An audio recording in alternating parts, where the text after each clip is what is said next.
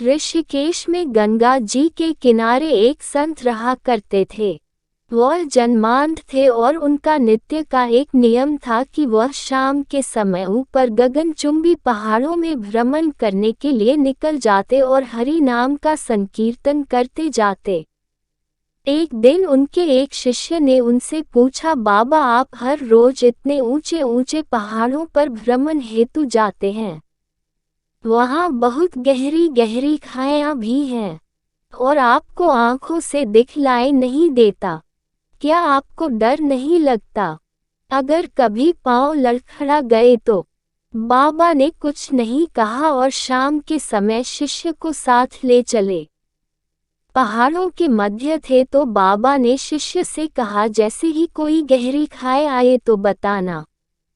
दोनों चलते रहे और जैसे ही गहरी खाई आई शिष्य ने बताया कि बाबा गहरी खाई आ चुकी है।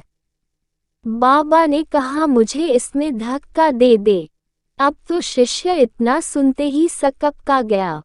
उसने कहा, बाबा मैं आपको धक्का कैसे दे सकता हूँ, मैं ऐसा हरगिज नहीं कर सकता। आप तो मेरे गुरुदेव हैं, मैं तो किसी अपने शत्रु को भी इस खाई में नहीं धकेल सकता। बाबा ने फिर कहा, मैं कहता हूँ कि मुझे इस खाई में धक्का दे दो। यह मेरी आज्ञा है और मेरी आज्ञा की अवहेलना करोगे तो नरकगामी होगे। शिष्य ने कहा, बाबा मैं नरक भोग लूंगा मगर आपको हरगिज इस खाई में नहीं धकेल सकता।